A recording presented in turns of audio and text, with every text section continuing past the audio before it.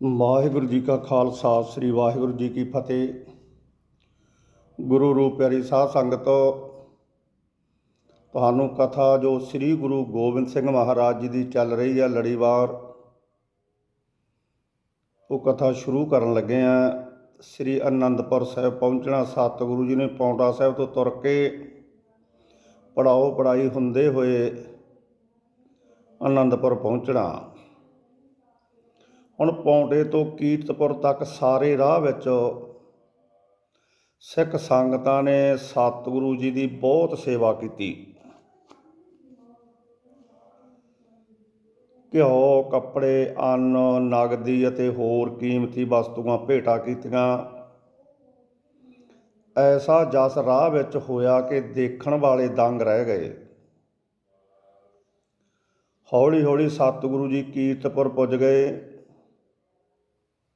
ਹੁਣ ਕੀਰਤਪੁਰ ਕੜਾਹ ਪ੍ਰਸ਼ਾਦ ਕਰਾਇਆ, ਦੀਵਾਨ ਲਾਇਆ ਤੇ ਗਰੀਬਾਂ ਵਾਸਤੇ ਲੰਗਰ ਕੀਤਾ। ਇੱਥੇ ਪੁੱਜਣ ਤੇ ਅਨੰਦਪੁਰ ਖਬਰਾਂ ਪਹੁੰਚੀਆਂ। ਖਬਰਾਂ ਪੁੱਜਣ ਤੇ ਸਾਰੇ ਅਨੰਦਪੁਰ ਵਾਸੀ ਘਰ ਦੇ ਧੰਦਿਆਂ ਨੂੰ ਛੱਡ ਕੇ ਸਤਿਗੁਰੂ ਜੀ ਦੇ ਦਰਸ਼ਨ ਕਰਨ ਵਾਸਤੇ ਅਨੰਦਪੁਰ ਤੋਂ ਤਿਆਰ ਹੋ ਪਏ। ਕਿਸੇ ਨੇ ਸਾਥ ਨੂੰ ਉਡੀਕਿਆ ਤੇ ਕਿਸੇ ਨੇ ਇਕੱਲੇ ਹੀ ਕੀਰਤਪੁਰ ਵੱਲ ਨੂੰ ਧਾਈ ਕਰ ਲਈ। ਬੜਾ ਉਤਸ਼ਾਹ ਹੋਇਆ। ਸ਼ਾਮ ਤੱਕ ਸਾਰੇ ਪੱਗ ਬੰਨ੍ਹ ਬੰਦੇ ਤੇ ਮਟਿਆਰ ਇਸਤਰੀਆਂ ਕੀਰਤਪੁਰ ਪਹੁੰਚ ਗਈਆਂ।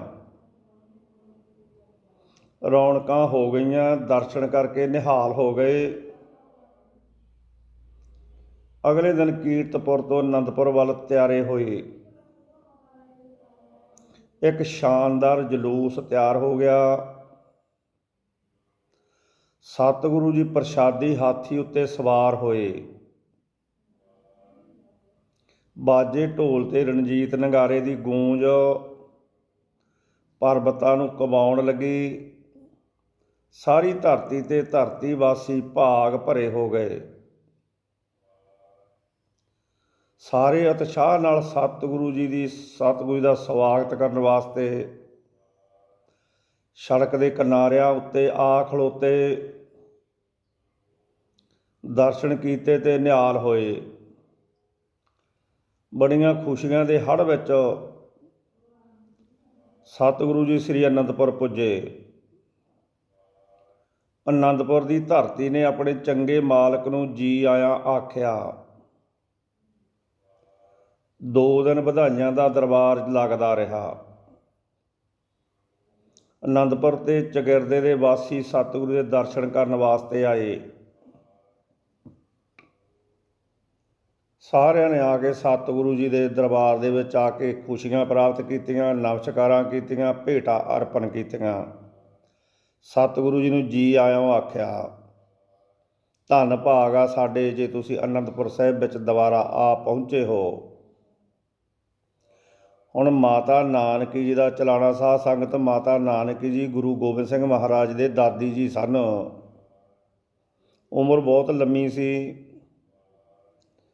ਮਾਤਾ ਨਾਨਕੀ ਜੀ ਬਹੁਤ ਬਿਰਧ ਹੋ ਚੁੱਕੇ ਸਨ। ਉਹਨਾਂ ਨੇ ਪੜਪੋਤੇ ਬਾਬਾ ਅਜੀਤ ਸਿੰਘ ਨੂੰ ਵੀ ਖਿਡਾਇਆ। ਸਮੇਂ ਦੇ ਰੰਗ ਵੀ ਬਹੁਤ ਦੇਖ ਲਏ ਸਨ। ਸੰਮਤ 1785 ਬਿਕਰਮੀ ਨੂੰ ਆਪ ਨੂੰ ਦਰਗਾਹੋਂ ਸੱਦਾ ਆ ਗਿਆ। ਇਸ ਸੱਦੇ ਦੇ ਆਉਣ ਤੇ ਕੋਈ ਤੁਰ ਤੋਂ ਰੁਕ ਨਹੀਂ ਸਕਦਾ। ਮਾਤਾ ਜੀ ਦੀ ਇੱਛਾ ਅਨੁਸਾਰ ਸਤਿਗੁਰੂ ਜੀ ਨੇ ਪੁੰਨ ਦਾਨ ਕੀਤੇ, ਬਾਣੀ ਦੇ ਪਾਠ ਕਰਾਏ। ਜਿਹੜਾ ਚੱਲਣ ਦਾ ਸਮਾਂ ਲਿਖਿਆ ਸੀ, ਉਸ ਸਮੇਂ 'ਤੇ ਮਾਤਾ ਜੀ ਪਰਲੋਕ ਗਮਨ ਕਰ ਗਏ। ਪੰਜਾਬ ਦੇ ਰਿਵਾਜ ਦੇ ਅਨੁਸਾਰ ਮਾਤਾ ਜੀ ਨੂੰ ਵੱਡਿਆਂ ਕੀਤਾ ਗਿਆ। ਉਸ ਜੱਗ ਦੇ ਨਾਲ ਹਜ਼ਾਰਾਂ ਨਰ ਨਾਰੀ ਗਏ। ਵਿਵਾਨ ਦੇ ਨਾਲ, ਜਿਹੜਾ ਵਿਵਾਨ ਸੀ ਨਾ ਸਾਧ ਸੰਗਤ, ਜਾ ਕੇ ਫੁੱਲ ਪਾਏ ਸੀ ਕੀਰਤਪੁਰ ਸਾਹਿਬ, ਤੇ ਹਜ਼ਾਰਾਂ ਨਰ ਨਾਰੀ ਨਾਲ ਗਏ ਸਨ ਮਾਤਾ ਜੀ ਦੇ, ਤੇ ਭਾਰੀ ਜੱਗ ਕੀਤਾ ਗਿਆ ਸੀ। ਉਸ ਜੱਗ ਦੇ ਨਾਲ ਹਜ਼ਾਰਾਂ ਨਰ ਨਾਰੀ ਗਏ ਤੇ ਭਾਰੀ ਜੱਗ ਕੀਤਾ ਗਿਆ। ਉਸ ਜੱਗ ਤੇ ਦੂਰ ਦੂਰ ਦੀਆਂ ਸਿੱਖ ਸੰਗਤਾਂ ਪੁੱਜੀਆਂ। ਚੰਗੀ ਸੱਸ ਜੀ ਦੇ ਵਿਛੋੜੇ ਜਾਣ ਤੇ ਮਾਤਾ ਗੁਜਰੀ ਜੀ ਨੇ ਬਹੁਤ ਬਰਾਗ ਕੀਤਾ, ਕਿਉਂਕਿ ਮਾਤਾ ਜੀ ਦੇ ਸਾਥ ਉਹਨਾਂ ਮਾਤਾ ਗੁਜਰੀ ਜੀ ਨੇ ਬਚਪਨ ਤੇ ਜਵਾਨੀ ਕੱਟੀ ਸੀ। ਇੱਕ ਚੰਗੀ ਸੱਸ ਉਹਨਾਂ ਮਾਤਾ ਗੁਜਰੀ ਜੀ ਨੇ ਬਚਪਨ ਤੇ ਜਵਾਨੀ ਕੱਟੀ, ਇੱਕ ਚੰਗੀ ਸੱਸ ਨੂੰ ਨੂੰਹ ਨੂੰ ਲਾਡਾਂ ਪਿਆਰਾਂ ਨਾਲ ਪਾਲਦੀ ਰਹੀ ਸੀ।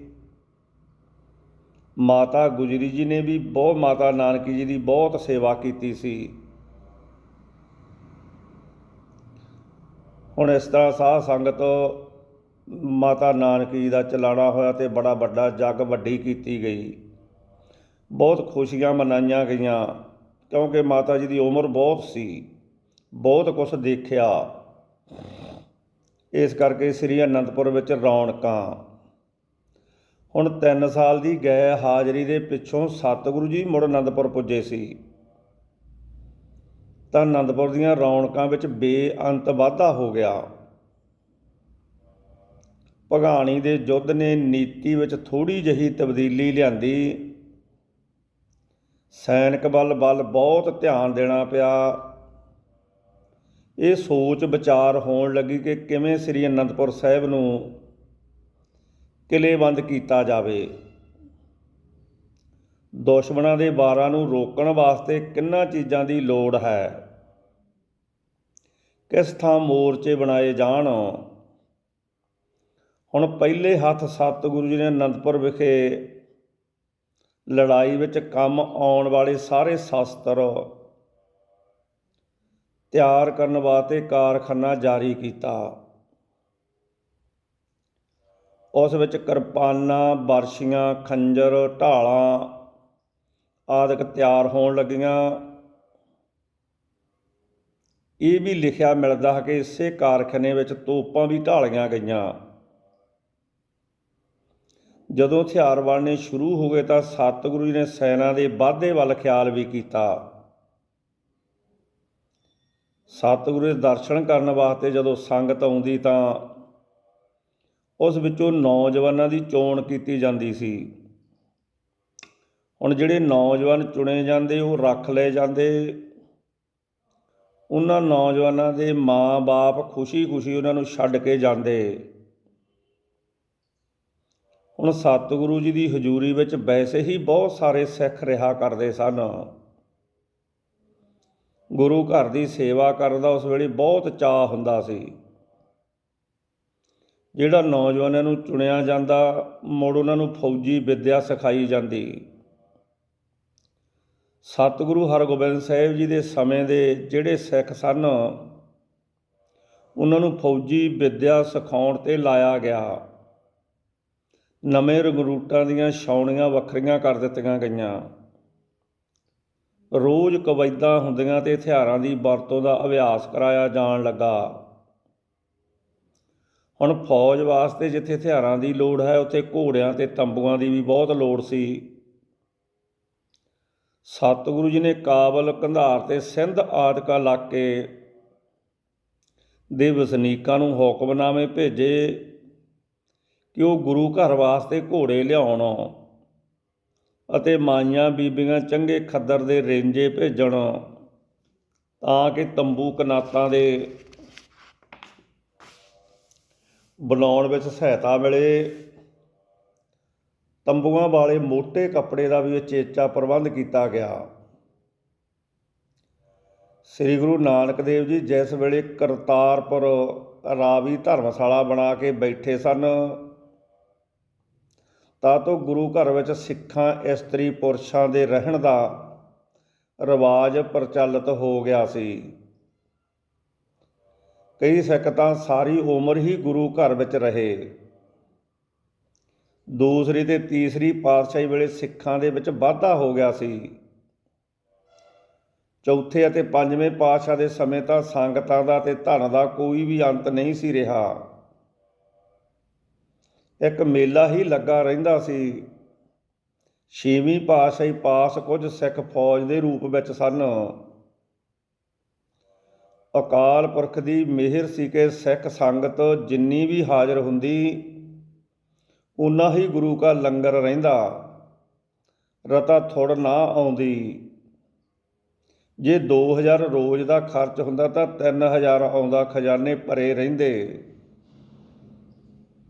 7ਵੀਂ 8ਵੀਂ ਤੇ 9ਵੀਂ ਪਾਤਸ਼ਾਹੀ ਦੇ ਸਮੇਂ ਹਜ਼ੂਰੀ ਸਿੱਖ ਸੰਗਤ ਵਿੱਚ ਘਾਟਾ ਹੋ ਗਿਆ, ਪਰ 10ਵੇਂ ਪਾਤਸ਼ਾਹ ਦੇ ਸਮੇਂ ਤਾਂ ਹਜ਼ੂਰੀ ਸਿੱਖ ਸੰਗਤ ਬਹੁਤ ਵੱਧ ਗਈ ਸੀ। ਪੱਕੀ ਰਹਿਸ਼ ਵਾਲਿਆਂ ਤੋਂ ਬਿਨਾਂ ਅਸੀਂ ਵੀ ਸੰਗਤ ਸੀ ਜਿਹੜੀ 3-4 ਮਹੀਨੇ ਜਾਂ ਮਹੀਨਾ ਖੰਡ ਗੁਰੂ ਘਰ ਦੀ ਸੇਵਾ ਕਰਕੇ ਵਾਪਸ ਆਪਣੇ ਘਰਾਂ ਨੂੰ ਚਲੀ ਜਾਂਦੀ। ਪਰ ਇੱਕ ਗੱਲ ਜ਼ਰੂਰ ਦੱਸਣਯੋਗ ਹੈ ਕਿ ਗੁਰੂ ਘਰ ਵਿੱਚ ਜਿਹੜੇ ਸਿੱਖ ਰਹਿੰਦੇ ਸਨ ਉਹ ਸਿਰਫ ਪੇਟ ਪੂਜਾ ਕਰਨ ਵਾਸਤੇ ਨਹੀਂ ਸਨ ਰਹਿੰਦੇ। ਗੁਰੂ ਕੇ ਲੰਗਰ ਵਿੱਚੋਂ ਪ੍ਰਸ਼ਾਦਾ ਉਹੀ ਛਕਦੇ ਜੋ 24 ਘੰਟੇ ਸੇਵਾ ਕਰਦੇ। ਨਾਮ ਸਿਮਰਨ ਕਰਨਾ, ਗੁਰੂ ਜੀ ਤੇ ਰਾਗੀ ਕਵਿਸ਼ਰਾਂ ਪਾਸੋਂ ਗੁਰਬਾਣੀ ਤੇ ਗੁਰਮਤਿ ਦਾ ਉਪਦੇਸ਼ ਸੁਣਨਾ, ਗੁਰੂ ਕੇ ਲੰਗਰ ਦੀ ਸੇਵਾ, ਇਮਾਰਤ ਤੇ ਘੋੜਿਆਂ ਵਾਸਤੇ ਘਾਹ ਆਦਿਕ ਦੀ ਸੇਵਾ ਕਰਨ ਵਿੱਚ ਦਿਨ ਬਤੀਤ ਕਰਦੇ ਸਨ। ਕੋਈ ਸਿੱਖ ਕਿਸੇ ਨਾਲ ਈਰਖਾ ਨਹੀਂ ਸੀ ਕਰਦਾ। ਕੋਈ ਪੁਰਸ਼ ਨਰ ਨਾਰੀ ਜਾਂ ਕਿਸੇ ਸਿੱਖ ਦੀ ਧੀ ਭੈਣ ਵੱਲ ਬੁਰੀ ਨਿਗਾਹ ਨਾਲ ਨਹੀਂ ਸੀ ਦੇਖਦਾ। ਸਾਰੇ ਵੀਰ ਭੈਣ ਬਣ ਕੇ ਰਹਿੰਦੇ ਸਨ। ਕਿਸੇ ਕੋਲੋਂ ਭੁੱਲ ਹੋ ਜਾਂਦੀ ਤਾਂ ਉਹ ਭੁੱਲਾ ਆਖ ਕੇ ਖਿਮਾ ਬਖਸ਼ਾ ਲੈਂਦਾ। ਹਰ ਕੋਈ ਕਲਿਆਣ ਦੀ ਪ੍ਰਾਪਤੀ ਤੇ ਉੱਚੇ ਜੀਵਨ ਦੀ ਸਿੱਖਿਆ ਸਿੱਖਣ ਵਾਸਤੇ ਗੁਰੂ ਜੀ ਦੇ ਪਾਸ ਆਉਂਦੇ ਸੀ। ਕਿਸੇ ਗੱਲ ਦਾ ਕਦੀ ਅੰਤ ਨਹੀਂ ਸੀ। ਬਰਿਆਈ ਵੀ ਹਰ ਥਾਂ ਥੋੜ੍ਹੇ ਜਿਹੇ ਹਿੱਸੇ ਵਿੱਚ ਜ਼ਰੂਰ ਰਹਿੰਦੀ ਸੀ। ਇਸ ਕਰਕੇ ਕਈ ਐਸੇ ਪੁਰਸ਼ ਵੀ ਸਨ ਜੋ ਸਿੱਖੀ ਦੇ ਜਾਮੇ ਵਿੱਚ ਚੋਰ ਤੇ ਪੇਟ ਪਾਲੂ ਵੀ ਸਨ, ਪਰ ਆਪਣੇ ਮਿਸ਼ਨ ਵਿੱਚ ਘੱਟ ਹੀ ਕਾਮਯਾਬ ਹੁੰਦੇ, ਕਿਉਂਕਿ ਸਤਿਗੁਰੂ ਜੀ ਦੀ ਨਿਗਾਹ 4 ਸਪੇਰੇ ਅਨੰਦਪੁਰ ਦੇ ਵਿੱਚ ਸੀ। ਸਿੱਖ ਸੰਗਤਾਂ ਦੇ ਵਿੱਚ ਤੇ ਬਹੁਤ ਚੰਗਿਆਂ ਵਿੱਚ ਉਹਨਾਂ ਦਾ ਦਾ ਨਹੀਂ ਸੀ ਲੱਗਦਾ। ਆਖਰ ਉਹ ਜਾਂ ਤਾਂ ਨਿਰਾਸ਼ ਹੋ ਕੇ ਚਲੇ ਜਾਂਦੇ ਤੇ ਜਾਂ ਚੰਗਾ ਪ੍ਰਸ਼ਾਦ ਛਕ ਕੇ ਬਿਰਛਾਂ ਦੀ ਛਾਂ ਹੇਠਾਂ ਬੈਠੇ ਹੋਏ ਜੀਵਨ ਗਵਾਉਂਦੇ। ਉਸੇ ਤਰ੍ਹਾਂ ਜਿਵੇਂ ਚੰਦਨ ਤੇ ਬਨ ਵਿੱਚ ਪੈਦਾ ਹੋਣ ਵਾਲਾ ਬਾਂਸ ਖੁਸ਼ਬੂ ਸੁਗੰਧੀ ਦੀ ਪ੍ਰਾਪਤੀ ਨਹੀਂ ਕਰਦਾ, ਉਹ ਸੁਗੰਧੀ ਤੋਂ ਕੋਰਾ ਰਹਿੰਦਾ ਹੈ। ਇਸੇ ਤਰ੍ਹਾਂ ਮਨਮੁਖ ਹਨ, ਖੋਤੇ ਵਾਂਗ ਪੇਟ ਭਰ ਕੇ ਸੂਕਦੇ ਰਹਿੰਦੇ ਹਨ। ਜਦੋਂ ਕਦੀ ਸੇਵਾ ਕਰਨ ਦਾ ਮੌਕਾ ਬਣਦਾ ਤਾਂ ਘਰ ਘੁਰਕਣ ਲੱਗ ਪੈਂਦੇ ਸਨ ਵੀ ਮੈਂ ਤਾਂ ਢਿੱਲਾ, ਮੇਰਾ ਚਿੱਤ ਨਹੀਂ ਠੀਕ, ਮੇਰੇ ਦਰਦ ਹੁੰਦਾ, ਇਹੋ ਜਿਹੀਆਂ ਗੱਲਾਂ ਕਰਨ ਲੱਗ ਜਾਂਦੇ। ਡਰਦੇ ਬਹੁਤ ਸਨ। ਜਿਵੇਂ ਅਸਾਂ ਦੇਖਿਆ ਕਿ ਭਗਾਣੀ ਦੇ ਯੁੱਧ ਸਮੇਂ 588 ਸਾਧੂ ਗੁਰੂ ਸਾਹਿਬ ਦਾ ਸਾਥ ਛੱਡ ਕੇ ਹਰਿਦੁਆਰ ਨੂੰ ਪੱਤਰਾਂ ਬਾਚ ਗਏ। ਕਈ ਐਸੇ ਮਸੰਦ ਵੀ ਸਨ ਜਿਹੜੇ ਕੜਾਹ ਪ੍ਰਸ਼ਾਦ ਛਕਣ ਸਮੇਂ ਅੱਗੇ ਹੁੰਦੇ ਤੇ ਸੇਵਾ ਵੇਲੇ ਸਭ ਦੇ ਪਿੱਛੇ। ਪਰ ਜਦ ਤੋਂ ਗੁਰੂ ਸਾਹਿਬ ਨੇ ਦੇਹਰਾਦੂਨ ਰਾਮ ਰਾਏ ਦੇ ਮਸੰਦਾਂ ਨੂੰ ਕਰੜੀਆਂ ਸਜ਼ਾਵਾਂ ਦਿੱਤੀਆਂ ਤਾਂ ਸਤਿਗੁਰੂ ਜੀ ਦੇ ਆਪਣੇ ਮਸੰਦਾਂ ਨੂੰ ਵੀ ਕੰਨ ਹੋ ਗਏ। ਉਹ ਰਾਤ ਦਿਨ ਭੈ ਖਾਣ ਲੱਗੇ। ਸਿੱਖਾਂ ਨੂੰ ਠੱਗਣਾ, ਗੁਰੂ ਘਰ ਨੂੰ ਧੋਖਾ ਦੇਣ ਦਾ ਹੌਸਲਾ ਨਾ ਪੈਂਦਾ। ਇੱਕ ਰਾਮ ਪ੍ਰਸਾਦ ਨਾਂ ਦਾ ਸਿੱਖ ਸੀ। ਉਹ ਮਥੁਰਾ ਦੇ ਪੰਡਿਆਂ ਵਾਂਗ ਬੈਠ ਕੇ ਭੋਜਨ ਛਕਣ ਦਾ ਬਹੁਤ ਇੱਛਾਵਾਨ ਸੀ। ਹਰ ਇੱਕ ਅਮੀਰ ਯਾਤਰੂ ਪਾਸੋਂ ਮਠਿਆਈ ਮੰਗ ਲੈਂਦਾ। ਬਹੁਤਾ ਖਾ ਕੇ ਮੱਝ ਵਾਂਗ ਲੇਟ ਰਹਿੰਦਾ। ਭਜਨ ਬੰਦਗੀ ਵੀ ਨਾ ਕਰਦਾ। ਜੇ ਕਦੀ ਸੇਵਾ ਵਾਸਤੇ ਸਿੱਖ ਕਹਿੰਦੇ ਤਾਂ ਉਹ ਆਖ ਕੇ ਟਾਲ ਛੱਡਦਾ। ਮੇਰੇ ਪੇਟ ਦਰਦ ਹੋ ਰਹੀ ਹੈ, ਮੇਰੇ ਸਿਰ ਦਰਦ ਹੈ, ਜਾਂ ਬਿਮਾਰ ਹਾਂ, ਕਦੀ ਐਵੇਂ ਹੀ ਝੂਠ ਬੋਲਦਾ ਤੇ ਸਿਮਰਨ ਕਰ ਰਿਹਾ ਹਾਂ। ਇਕਾਂਤ ਵਿੱਚ ਬੈਠ ਕੇ ਵਾਹਿਗੁਰੂ ਦਾ ਸਿਮਰਨ ਕਰਦਾ ਹਾਂ, ਕਿਉਂਕਿ ਭਗਤੀ ਸਿਮਰਨ ਕਰਨ ਵਾਲੇ ਸਿੱਖ ਨੂੰ ਕੋਈ ਮੱਲੋ ਮੱਲੀ ਭਾਰੇ ਕੰਮ 'ਤੇ ਨਹੀਂ ਸੀ ਲਾਉਂਦਾ।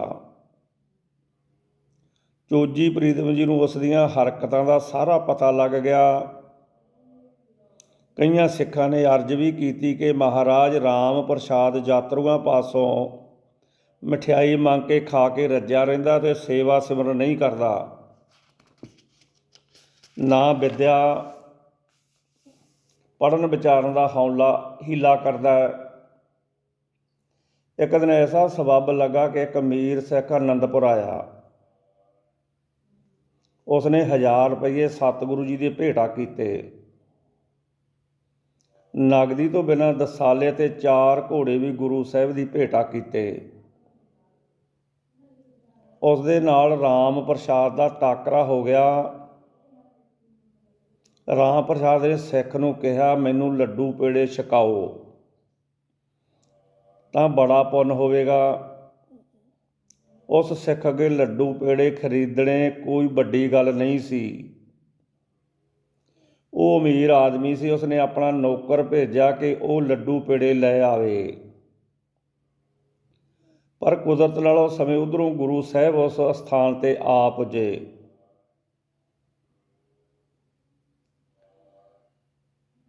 ਕੋਲੇ ਆ ਪੁੱਜੇ। ਚੋਜੀ ਪ੍ਰੀਤਮ ਸਤਿਗੁਰੂ ਜੀ ਰਾਮ ਪ੍ਰਸਾਦ ਤੇ ਅਮੀਰ ਸਿੱਖ ਦੇ ਕੋਲ ਪੁੱਜੇ ਸਨ ਕਿ ਸਿੱਖ ਨੇ ਕਿਹਾ, ਮਹਾਰਾਜ ਪੱਥਰ ਦੀਆਂ ਵੱਡੀਆਂ ਸਿਲਾਂ ਗੱਡਿਆਂ ਤੋਂ ਉਤਾਰ ਕੇ ਆਨੰਦਪੁਰ ਪਰਬਤ ਉੱਤੇ ਚੜ੍ਹਾਉਣੀਆਂ।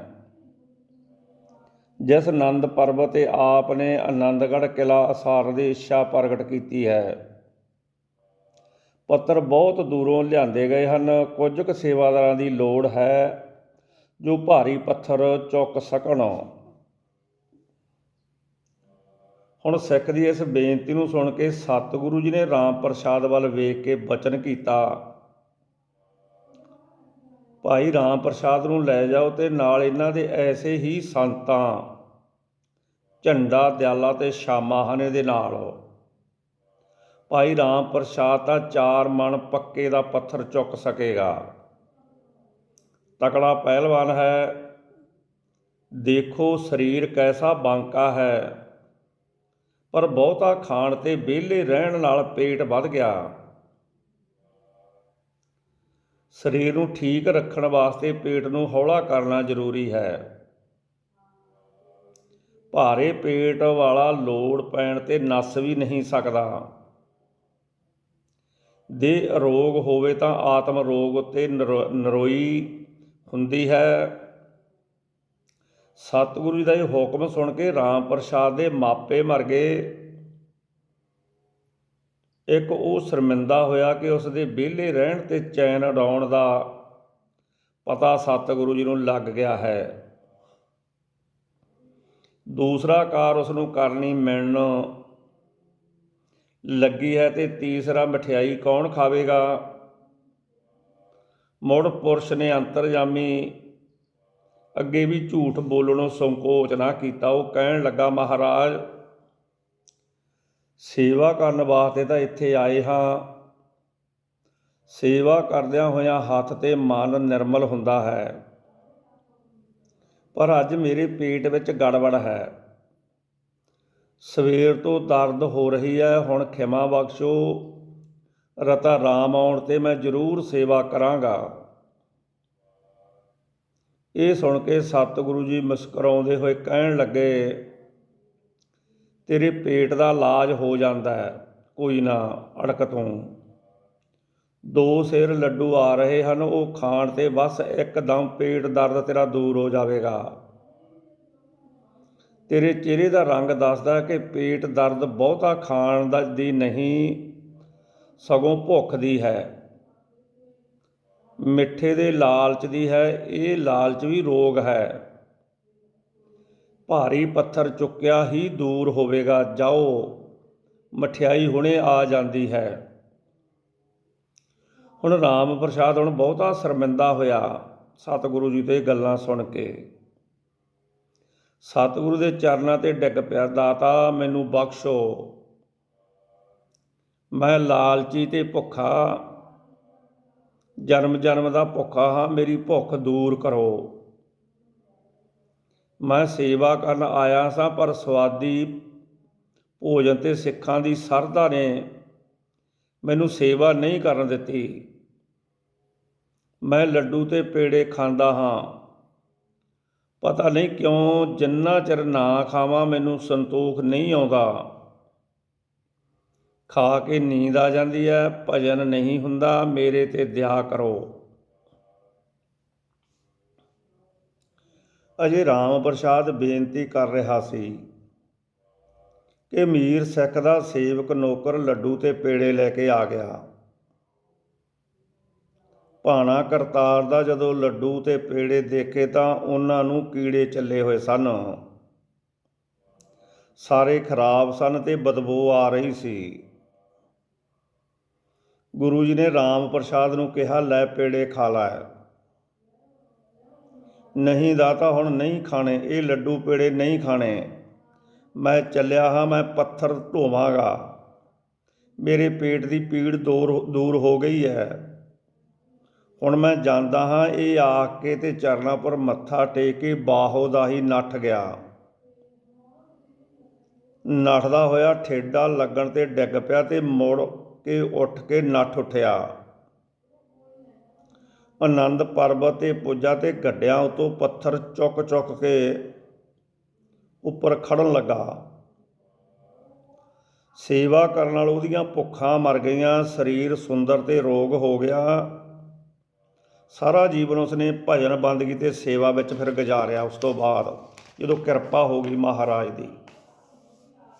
ਸਾਧ ਸੰਗਤ, ਆਪਾਂ ਵੀ ਅੱਜ ਗੁਰੂ ਦੇ ਚਰਨਾਂ 'ਚ ਅਰਦਾਸ ਕਰੀਏ, ਸੱਚੇ ਪਾਤਸ਼ਾਹ ਸਾਨੂੰ ਬਹੁਤਾ ਖਾਣ ਤੋਂ ਰੋਕਿਆ ਜਾਵੇ ਤੇ ਭਜਨ ਬੰਦਗੀ ਤੇ ਸੇਵਾ ਵੱਲ ਸਾਨੂੰ ਲਾਇਆ ਜਾਵੇ।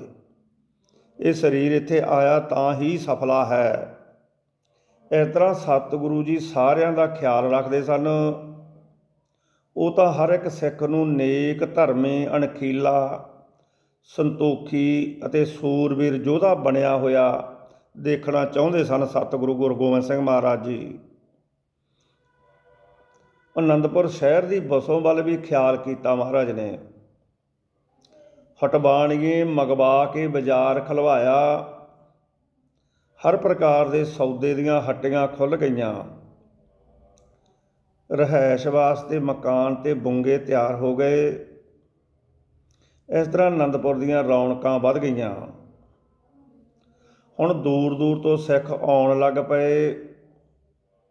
ਜਿਸ ਵੇਲੇ ਸਿੱਖਾਂ ਨੇ ਸੁਣਿਆ ਕਿ ਸਤਿਗੁਰੂ ਜੀ ਨੇ ਭਗਾਣੀ ਦਾ ਯੁੱਧ ਜਿੱਤਿਆ ਹੈ ਤਾਂ ਬਹੁਤੇ ਦਰਸ਼ਨ ਕਰਨ ਆਏ। ਅੰਨ, ਕੱਪੜਾ, ਘਿਓ, ਮਿੱਠਾ ਤੇ ਨਗਦੀ ਬਹੁਤ ਭੇਟਾ ਹੋਈ। ਬਹੁਤਿਆਂ ਨੇ ਆਪਣੇ ਜਵਾਨ ਪੁੱਤਰ ਸਤਿਗੁਰੂ ਜੀ ਦੇ ਹਵਾਲੇ ਕਰ ਦਿੱਤੇ। ਪਾਉਂਟੇ ਸਾਹਿਬ ਸਤਿਗੁਰੂ ਨੇ ਵਿੱਦਿਆ ਪੜ੍ਹਨ ਲਿਖਣ ਤੇ ਕਵਿਤਾਚਾਰ ਦੇ ਸਿਲਸਿਲੇ ਨੂੰ ਆਰੰਭ ਕੀਤਾ ਸੀ। ਇਸ ਸਮੇਂ ਤੱਕ ਸਾਹਿਬ ਆਪ ਸੰਸਕ੍ਰਿਤੀ, ਫਾਰਸੀ, ਹਿੰਦੀ ਭਾਸ਼ਾ ਤੇ ਗੁਰਮੁਖੀ ਅੱਖਰਾਂ ਰਾਹੀਂ ਪੰਜਾਬੀ ਭਾਸ਼ਾ ਦੇ ਗਿਆਨੀ ਹੋ ਚੁੱਕੇ ਸਨ। ਆਪ ਫਾਰਸੀ, ਸੰਸਕ੍ਰਿਤ, ਹਿੰਦੀ ਤੇ ਪੰਜਾਬੀ ਵਿੱਚ ਕਵਿਤਾ ਦੀ ਰਚਨਾ ਕਰਨ ਲੱਗ ਪਏ ਸਨ। ਆਪ ਵਿਆਕਰਨ ਤੇ ਪਿੰਗਲ ਦੇ ਤਾਂ ਪੰਡਤ ਸਨ। ਆਪ ਦੀ ਰਚਨਾ ਜੋ 10ਵੇਂ ਗ੍ਰੰਥ ਵਿੱਚ ਇਹਨੂੰ ਪੜ੍ਹ ਕੇ ਪਤਾ ਲੱਗਦਾ ਕਿ ਕਵਿਤਾ ਦੇ ਸੰਦ ਜੋ ਉਸ ਵੇਲੇ ਪ੍ਰਚਲਿਤ ਸਨ ਤੇ ਜੋ ਵਰਣਿਕ, ਮਾਤਰਿਕ ਤੇ ਲਘੂ ਸੰਦ ਸਨ, ਉਹਨਾਂ ਸਾਰਿਆਂ ਦੀ ਰਚਨਾ ਆਪ ਨੇ ਕੀਤੀ। ਸ਼ਬਦਾਂ ਦੀ ਚੋਣ, ਸੰਦ ਦੀ ਚਾਲ ਅਤੇ ਸਰਲਤਾ ਬਹੁਤੀ ਹੀ ਸੁੰਦਰ ਹੈ। ਆਪ ਨੇ ਕਵਿਤਾ ਦੀ ਰਚਨਾ ਦਾ ਕੰਮ ਜਾਰੀ ਰੱਖਿਆ। ਇੱਕ ਦੋ ਨਹੀਂ ਸਗੋਂ ਹੇਠ ਲਿਖੇ 52 ਕਵੀ ਸਤਿਗੁਰੂ ਜੀ ਕੋਲ ਆ ਕੇ ਰਹੇ ਸਨ। ਹੁਣ ਉਹ 52 ਕਵੀ ਕਿਹੜੇ ਸਨ? ਮਹਾਰਾਜ ਕਹਿੰਦੇ ਅੰਮ੍ਰਿਤ ਰਾਏ, ਕਵਰੇਸ਼, ਮੰਗਲ, ਸੈਨਾਪਤੀ, ਸੁਖਦੇਵ, ਚੰਦਨ, ਈਸ਼ਰ ਆਲਮ, ਉਦਰਾਏ, ਹੰਸਰਾਜ, ਰਾਵਲ ਰਾਮ, ਮੂਲ, ਮਧੂ ਚੰਦ, ਬੱਲੂ, ਲੱਖਾ ਵਿਧੀਆ, ਨੰਦ ਲਾਲ, ਬਿਰਜ ਲਾਲ, ਖਾਨ ਖਾਨਾ, ਪਿੰਡੀ ਲਾਲ, ਰਾਮਦਾਸ ਅਸੈਨੀ ਨਿਹਾਲ, ਮਦਨ ਲਾਲ, ਧਿਆਨ ਸਿੰਘ, ਧਰਮ ਸਿੰਘ, ਦਿਆ ਸਿੰਘ, ਰੋਸ਼ਨ ਸਿੰਘ, ਮਾਲਾ ਸਿੰਘ, ਆਸ਼ਾ ਸਿੰਘ, ਨੰਦ ਸਿੰਘ, ਸੁੱਖਾ ਸਿੰਘ, ਧੰਨਾ ਸਿੰਘ, ਟਹਿਕਨ, ਨੰਦ ਰਾਮ, ਨਾਨੂ, ਗੁਰਦਾਸ, ਅਚਲਦਾਸ, ਮਣੀ ਰਾਏ, ਸਵਾਮ ਸੈਨਾ, ਸੇਖ ਰਾਮ, ਚੰਦੂ ਬਾਲੂ, ਮਨੀ ਸੁੰਦਰ, ਸੋਹਣੇ ਜਾਣ ਤੇ ਹਰ ਠਾਕਰ। ਇਹ ਜੋ 52 ਹਜ਼ੂਰੀ ਕਵੀ ਸਨ, ਹਰ ਇੱਕ ਵਿਦਵਾਨ ਤੇ ਕਵੀ ਦਾ ਸਤਿਕਾਰ ਹੋਣ ਲੱਗਾ। ਹੁਣ ਦੁਨਿਆਵੀ ਬਾਦਸ਼ਾਹ ਵਾਂਗ ਨਹੀਂ, ਇੰਦਰ ਤੇ ਦਰਬਾਰ ਵਾਂਗ ਸਾਹਿਬ ਦਰਬਾਰ ਲਾਉਣ ਲੱਗੇ। ਸਿੰਘਾਸਣ ਉੱਤੇ ਬੈਠ ਕੇ ਕਵੀ ਜਨਾਂ ਦੀਆਂ ਰਚਨਾਵਾਂ ਸੁਣਦੇ, ਦੁਖੀਆਂ ਦੀਆਂ ਬੇਨਤੀਆਂ ਵੱਲ ਧਿਆਨ ਦਿੰਦੇ। ਧਰਮ ਦੀ ਪਾਤਸ਼ਾਹੀ ਵਿੱਚ ਸ਼ਾਂਤੀ ਤੇ ਪਿਆਰ ਠਾਠਾਂ ਮਾਰਦਾ ਸੀ। ਹੁਣ ਦੂਰ ਦੂਰ ਦੇ ਵਿਦਵਾਨ, ਯਾਤਰੂ, ਸੈਲਾਨੀ ਆ ਕੇ ਸ੍ਰੀ ਅਨੰਦਪੁਰ ਦੀਆਂ ਰੌਣਕਾਂ ਦੇਖਣ ਲੱਗੇ। ਜਿਹੜਾ ਸਤਿਗੁਰੂ ਦੇ ਦਰਬਾਰ ਨੂੰ ਦੇਖਦਾ ਸੀ, ਉਹ ਰਾਜਿਆਂ ਦੇ ਦਰਬਾਰ ਨੂੰ ਭੁੱਲ ਜਾਂਦਾ ਸੀ। ਇਸ ਤਰ੍ਹਾਂ ਬਹੁਤ ਵੱਡੀਆਂ ਰੌਣਕਾਂ ਤੇ ਬੜਾ ਦਰਬਾਰ ਭਰਿਆ ਰਹਿਣਾ। ਅਨੰਦਪੁਰ ਗਹਿਮਾ ਗਹਿਮ, ਦੁਕਾਨਾਂ 'ਤੇ ਬੜੀ ਰੌਣਕ, ਪੂਰਾ ਮਿਸ਼ਨ ਚੱਲ ਰਿਹਾ ਸੀ ਮਹਾਰਾਜ ਦਾ। ਹੁਣ ਰਾਜਾ ਭੀਮ ਚੰਦ ਕਹਿਲੂਰੀਆ, ਰਾਜਾ ਭੀਮ ਚੰਦ ਕਹਿਲੂਰੀਏ ਬਾਰੇ ਪਹਿਲਾਂ ਬਹੁਤ ਕੁਝ ਲਿਖਿਆ ਜਾ ਚੁੱਕਾ ਹੈ। ਇਸ ਨੇ ਗੁਰੂ ਘਰ ਨਾਲ ਈਰਖਾ ਕੀਤੀ ਅਤੇ ਰਾਜਾ ਫਤਿਹ ਸ਼ਾਹ ਦੇ ਘਰ ਜਾ ਕੇ ਰਾਜਿਆਂ ਨੂੰ ਚੁੱਕ ਕੇ ਭਗਾਣੇ ਦਾ ਯੁੱਧ ਲੜਿਆ, ਜਿਸ ਵਿੱਚ ਰਾਜਿਆਂ ਨੂੰ ਹਾਰ ਹੋਈ ਤੇ ਭੀਮ ਚੰਦ ਧੌਣ ਭਨਾ ਕੇ ਘਰ ਆ ਗਿਆ।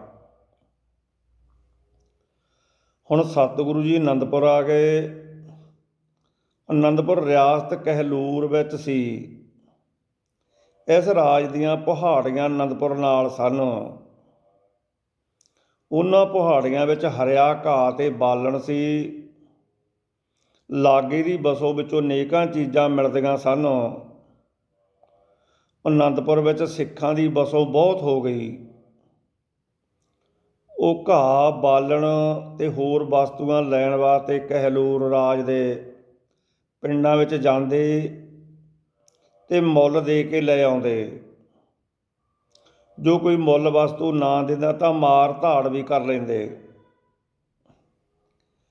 ਉਹ ਪਹਾੜੀਏ ਜਾ ਕੇ ਆਪਣੇ ਰਾਜੇ ਭੀਮ ਚੰਦ ਕੋਲ ਕਰਲਾਏ। ਭੀਮ ਚੰਦ ਦੰਦ ਭਨਾ ਬੈਠਾ ਸੀ। ਉਸ ਨੂੰ ਹੌਸਲਾ ਸੀ ਨਹੀਂ ਪੈਂਦਾ ਸੀ ਕਿ ਉਹ ਅਨੰਦਪੁਰ ਸਾਹਿਬ 'ਤੇ ਚੜ੍ਹਾਈ ਕਰੇ। ਉਸ ਨੂੰ ਇਹ ਡਰ ਸੀ ਕਿ ਜੇਕਰ ਉਸ ਇਕੱਲੇ ਨੇ ਲੜਾਈ ਸ਼ੁਰੂ ਕਰ ਲਈ ਤਾਂ ਰਾਜ ਨਾ ਖਵਾ ਬੈਠੇ, ਜਿਹੜਾ ਸਤਿਗੁਰੂ ਜੀ ਬਹੁਤਿਆਂ ਕੋਲੋਂ ਨਹੀਂ ਹਾਰਿਆ, ਉਹ ਇਕੱਲੇ ਕੋਲੋਂ ਕਿਵੇਂ ਹਾਰ ਸਕਦਾ ਹੈ। ਆਖਰ ਭੀਮ ਚੰਦ ਨੇ ਆਪਣੇ ਵਜ਼ੀਰਾਂ ਨੂੰ ਸੱਦਿਆ। ਉਹਨਾਂ ਕੋਲੋਂ ਸਲਾਹ ਪੁੱਛੀ ਕਿ ਉਹ ਕੀ ਕਰੇ। ਪਰਮਾਨੰਦ ਤਾਂ ਉਲਟੀ ਮੱਤ ਹੀ ਦਿੱਤੀ, ਪਰ ਬਿਸ਼ਨ ਚੰਦ ਨੇ ਕਿਹਾ, ਨੀਤੀ ਇਹ ਆਖਦੀ ਆ ਕਿ ਤਕੜੇ ਬੈਰੀ ਨਾਲ ਮੱਥਾ ਲਾ ਕੇ ਆਪਣੇ ਆਪ ਨੂੰ ਬਰਬਾਦ ਨਾ ਕੀਤਾ ਜਾਵੇ। ਸਤਿਗੁਰੂ ਜੀ ਨੂੰ ਸਾਧੂ ਨਹੀਂ ਸਮਝਣਾ ਚਾਹੀਦਾ। ਭਾਵੇਂ ਉਹਨਾਂ ਕੋਲ ਬਹੁਤੀ ਧਰਤੀ ਨਹੀਂ, ਪਰ ਰਾਜਸੀ ਬਲ ਉਹਨਾਂ ਕੋਲ ਬਹੁਤ ਹੈ। ਉਹਨਾਂ ਨੂੰ ਭੇਟਾ ਦੇ ਰੂਪ ਵਿੱਚ ਲੱਖਾਂ ਰੁਪਈਏ ਮਾਮਲਾ ਮਿਲਦਾ ਹੈ। ਹਜ਼ਾਰਾਂ ਮਰੀਦ, ਚੇਲੇ, ਸਿੱਖ ਮੁਫਤ ਦੇ ਸਿਪਾਹੀ ਹਨ। ਉਹ ਸਤਿਗੁਰੂ ਦੇ ਬਦਲੇ ਜਾਨਾਂ ਵਾਰ ਨੂੰ ਵੀ ਤਿਆਰ ਰਹਿੰਦੇ ਹਨ। ਉਹਦੇ ਦਰਬਾਰ ਵਿੱਚ ਜੋ ਕੁਝ ਹੁੰਦਾ ਹੈ, ਉਹ ਕੁਝ ਮੁਗਲ ਸਮਰਾਟ ਦੇ ਦਰਬਾਰ ਵਿੱਚ ਵੀ ਨਹੀਂ ਹੁੰਦਾ। ਮੈਂ ਤਾਂ ਇਹ ਸਲਾਹ ਦਿੰਦਾ ਹਾਂ ਕਿ ਉਹਨਾਂ ਨਾਲ ਸਮਝੌਤਾ ਕਰ ਲਵੋ ਤੇ ਅਮਨ ਨਾਲ ਆਪ ਬਸੋ ਤੇ ਉਹਨਾਂ ਨੂੰ ਬਸਣ ਦੇਵੋ। ਜੋ ਆਨੰਦ ਪ੍ਰੇਮ ਵਿੱਚ ਹੈ, ਉਹ ਬੈਰ ਵਿੱਚ ਨਹੀਂ ਹੈ। ਇਹ ਸੁਣ ਕੇ ਰਾਜਾ ਭੀਮ ਚੰਦ ਕਹਿਣ ਲੱਗਾ, ਤੁਸਾਂ ਦਾ ਮਤਲਬ ਹੈ ਕਿ ਮੈਂ ਈਨ ਮੰਨਾਂ, ਉਹਨਾਂ ਦਾ ਦਾਸ ਹੋ ਕੇ ਆਪਣੇ ਰਾਜਸੀ ਸਤਿਕਾਰ ਨੂੰ ਗਵਾ ਬੈਠਾ ਇਹ ਮੈਥੋਂ ਨਹੀਂ ਹੋ ਸਕਦਾ ਕਿ ਮੈਂ ਇੱਕ ਸਾਧੂ ਦੇ ਤਰਲੇ ਕੱਢਾਂ। ਹੁਣ ਵਜ਼ੀਰ ਬਿਸ਼ਨ ਚੰਦ ਕਹਿਣ ਲੱਗਾ, ਹੇ ਰਾਜਨ, ਇਹ ਆਪ ਨੂੰ ਭੁਲੇਖਾ ਹੈ। ਆਤਮਾ ਤੋਂ ਬੈਰ ਭਾਵ ਦੂਰ ਕਰਕੇ ਸੋਚੋ ਤਾਂ ਤੁਸਾਂ ਪਤਾ ਲੱਗੇਗਾ ਕਿ ਇਹ ਇੱਕ ਸਾਧੂ ਨਹੀਂ ਸਗੋਂ ਵਿਸ਼ਨੂੰ ਅਵਤਾਰ ਹਨ। ਦੀਨ ਤੇ ਦੁਨੀਆ ਦੇ ਮਾਲਕ ਆਪ ਪਰਮੇਸ਼ਰ ਹਨ। ਉਹ ਮਹਾ ਕਰਾਮਾਤੀ ਹਨ, ਰਿੱਧੀਆਂ ਸਿੱਧੀਆਂ ਉਹਨਾਂ ਦੇ ਚਰਨਾਂ ਦੀਆਂ ਦਾਸੀਆਂ ਹਨ। ਐਸੇ ਮਹਾਤਮਾ ਪਰਮੇਸ਼ਰ ਦੇ ਸੇਵਕਾਂ ਅੱਗੇ ਨਿਆਉਂਦਿਆਂ ਕੋਈ ਹਰਜ ਨਹੀਂ। ਵੱਡੇ ਵੱਡੇ ਰਾਜੇ ਮਹਾਤਮਾ ਤੇ ਬਾਬਰ, ਹਮਾਯੂੰ ਤੇ ਅਕਬਰ ਜੈਸੇ ਬਾਦਸ਼ਾਹ ਸਤਿਗੁਰੂ ਨਾਨਕ ਦੇਵ ਜੀ ਦੀ ਗੁਰਗੱਦੀ ਅੱਗੇ ਨਮਸਕਾਰਾਂ ਕਰਦੇ ਰਹੇ। ਪ੍ਰਸ਼ਾਦੀ ਹਾਥੀ ਵੀ ਰਾਜੇ ਪੇਸ਼ ਕੀਤਾ ਹੈ। ਨਾ ਤੁਸਾਂ ਦੇ ਕੁੜਮ ਰਾਜੇ ਫਤਿਹ ਸ਼ਾਹ ਨੇ। ਦੇਖੋ ਮੁੜ ਕੇ ਸਤਿਗੁਰੂ ਜੀ ਨਾਲ ਮਿੱਤਰਤਾ ਗੰਢ ਲਈ ਹੈ। ਰਾਜਾ ਮੇਦਨੀ ਪ੍ਰਕਾਸ਼ ਸੇਵਕ ਹੈ। ਐਸੇ ਮਹਾਂਪੁਰਖ ਦੇ ਪਾਸ ਜਾਣਾ ਨਰਾਦਰ ਨਹੀਂ ਸਗੋਂ ਸ਼ਾਨ ਹੈ। ਕੁਝ ਦੇਣਾ ਨਹੀਂ ਪੈਂਦਾ ਸਗੋਂ ਬਹੁਤ ਕੁਝ ਪ੍ਰਾਪਤ ਕਰੀਦਾ ਹੈ। ਮੇਰੇ ਆਖੇ ਲੱਗੋ, ਉਹਨਾਂ ਨਾਲ ਸਮਝੌਤਾ ਕਰੋ। ਬਸ ਸਮਝੌਤੇ ਵਿੱਚ ਲਾਭ ਹੈ ਤੇ ਬੈਰ ਵਿੱਚ ਨੁਕਸਾਨ ਹੈਗਾ। ਸਿਆਣੇ ਵਜ਼ੀਰ ਦੇ ਬਚਨ ਸੁਣ ਕੇ ਰਾਜਾ ਭੀਮ ਚੰਦ ਸੋਚੀ ਪੈ ਗਿਆ। ਉਸਨੇ ਸੋਚਿਆ, ਫਿਰ ਮੈਨੂੰ ਕੀ ਕਰਨਾ ਚਾਹੀਦਾ ਹੈ। ਇਹੋ ਕਰੋ ਕਿ ਮੈਨੂੰ ਭੇਜੋ ਸਤਿਗੁਰੂ ਜੀ ਦੇ ਪਾਸ। ਨਾਲ ਭੇਜੋ ਕੁਝ ਕੀਮਤੀ ਵਸਤੂਆਂ। ਮੈਂ ਉਹਨਾਂ ਵਸਤੂਆਂ ਨੂੰ ਭੇਟਾ ਕਰਕੇ ਫਿਰ ਮੇਲ ਮਿਲਾਪ ਵਾਸਤੇ ਬੇਨਤੀ ਕਰਾਂਗਾ। ਵਜ਼ੀਰ ਦਾ ਉੱਤਰ ਸੀ, ਚੰਗਾ, ਜੋ ਮਨਾਸਬ ਸਮਝੋ ਸੋ ਲੈ ਜਾਵੋ ਤੇ ਮੇਲ ਦਾ ਰਾਹ ਲੱਭੋ। ਦੇਖੋ ਅਸਾਂ ਦੀ ਨਰਾਦਰੀ ਵੀ ਨਾ ਹੋਵੇ। ਭੀਮ ਚੰਦ ਦਾ ਉੱਤਰ ਸੀ, ਉਹ ਤਾਂ ਨਿਰਵੈਰ ਲੋਕ ਹਨ, ਕਿਸੇ ਨਾਲ ਬੈਰ ਨਹੀਂ ਰੱਖਦੇ। ਤੁਸਾਂ ਦੀ ਕੋਈ ਨਰਾਦਰੀ ਨਹੀਂ ਹੋਵੇਗੀ, ਚਿੰਤਾ ਨਾ ਕਰੋ, ਸਾਰੇ ਮਾਮਲੇ ਠੀਕ ਹੋ ਜਾਣਗੇ। ਇਹ ਪੱਕੀ ਸਲਾਹ ਹੋਊਗੀ ਕਿ ਸਤਿਗੁਰੂ ਜੀ ਨਾਲ ਸਮਝੌਤਾ ਕੀਤਾ ਜਾਵੇ। 2 ਦਿਨ ਤਿਆਰੀ ਵਿੱਚ ਲੱਗੇ। ਬਹੁਤ ਸਾਰੀਆਂ ਵਸਤੂਆਂ ਲਈਆਂ ਸਤਿਗੁਰੂ ਦੀ ਭੇਟਾ ਕਰਨ ਵਾਸਤੇ। 20 ਸਵਾਰ ਨਾਲ ਜਾਣ ਵਾਸਤੇ ਵੀ ਤਿਆਰ ਕੀਤੇ। ਰਾਜਾ ਭੀਮ ਚੰਦ ਦੀ ਰਾਣੀ ਨੂੰ ਪਤਾ ਲੱਗਾ ਕਿ ਬਿਸ਼ਨ ਚੰਦ ਸਤਿਗੁਰੂ ਜੀ ਦੇ ਪਾਸ ਜਾ ਰਿਹਾ ਹੈ ਤਾਂ ਰਾਣੀ ਨੇ ਬਿਸ਼ਨ ਚੰਦ ਨੂੰ ਕੋਲ ਸੱਦ ਕੇ ਆਖਿਆ, ਦੇਖੋ ਜੀ, ਜਿਵੇਂ ਹੋਵੇ ਸਤਿਗੁਰੂ ਜੀ ਨਾਲ ਸਮਝੌਤਾ ਕਰਾ ਦੇਣਾ। ਮੇਰੇ ਵੱਲੋਂ ਵੀ ਬੇਨਤੀ ਕਰਨੀ, ਅਸੀਂ ਉਹਨਾਂ ਦੇ ਸੇਵਕ ਹਾਂ, ਭਗਵਾਨ ਮਿਹਰ ਕਰੇ। ਹੁਣ ਬਿਸ਼ਨ ਚੰਦ ਤੁਰ ਪਿਆ। ਇੱਕ ਮੰਜ਼ਿਲ ਵਿੱਚ ਅਨੰਦਪੁਰ ਪੁੱਜਿਆ ਤੇ ਨੰਦ ਚੰਦ ਜੀ ਨੂੰ ਜਾ ਮਿਲਿਆ। ਮਹਿਮਾਨ ਖਾਨੇ ਵਿੱਚ ਡੇਰੇ ਲਾਏ।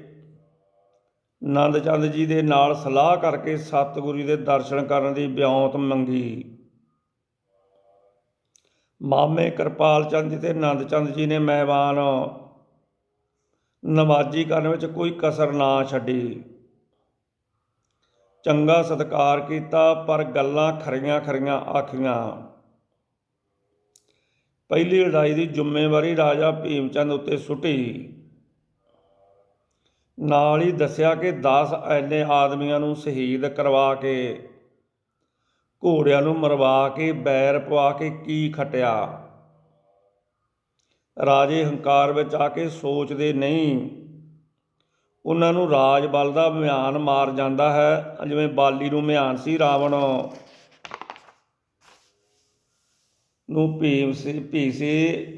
ਪਰ ਇਹ ਨਹੀਂ ਸੋਚਦੇ ਕਿ ਕਾਲ ਮਹਾਬਲੀ ਸਭ ਦੇ ਸਿਰ 'ਤੇ ਹੈ ਅਤੇ ਸੱਚੇ ਆਦਮੀ ਦੀ ਸਦਾ ਜੈ ਹੁੰਦੀ ਹੈ।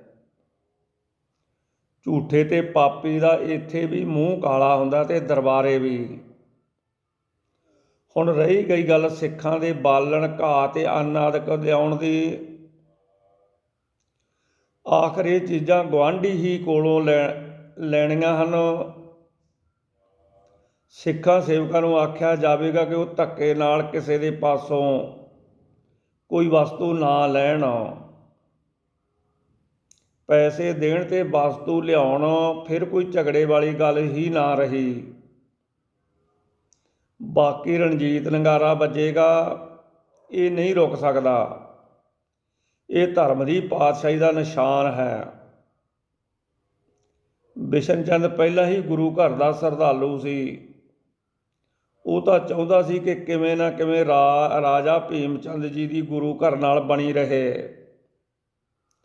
ਉਸਨੇ ਝਟਪਟ ਸਾਰੀਆਂ ਗੱਲਾਂ ਦੀ ਹਾਂ ਕਰਦਿਆਂ ਹੋਇਆਂ ਬੇਨਤੀ ਕੀਤੀ ਕਿ ਸਤਿਗੁਰੂ ਜੀ ਸਿਰਫ ਰਾਜੇ ਭੀਮ ਚੰਦ ਨੂੰ ਮਿਲਣ ਦੀ ਆਗਿਆ ਬਖਸ਼ਣ। ਸਭ ਗੱਲਾਂ ਵਿੱਚੇ ਆ ਜਾਣਗੀਆਂ। ਰਾਣੀ ਵੀ ਸਮਝੌਤੇ ਵਾਸਤੇ ਤਰਲੋ ਮੱਛੀ ਹੋ ਰਹੀ ਹੈ। ਹੁਣ ਸ਼ਾਮ ਦੇ ਦੀਵਾਨ ਵਿੱਚ ਬਿਸ਼ਨ ਚੰਦ ਸਤਿਗੁਰੂ ਦੇ ਦਰਬਾਰ ਵਿੱਚ ਹਾਜ਼ਰ ਹੋਇਆ। ਗਲ ਵਿੱਚ ਪੱਲਾ ਤੇ ਹੱਥ ਜੁੜੇ ਹੋਏ ਸਨ। ਮੱਥਾ ਚਾਨਾਂ ਤੇ ਰੱਖ ਕੇ ਨਮਸਕਾਰ ਕੀਤੀ ਤੇ ਬੇਨਤੀ ਕੀਤੀ, ਹੇ ਦਿਆਲੂ, ਕਿਰਪਾਲੂ, ਮਿਹਰਬਾਨ, ਅਸਾਂ ਗਰੀਬਾਂ ਉੱਤੇ ਦਇਆ ਕਰਨੀ। ਮੈਂ ਰਾਜੇ ਭੀਮ ਚੰਦ ਦਾ ਰਾਜਦੂਤ ਹਾਂ।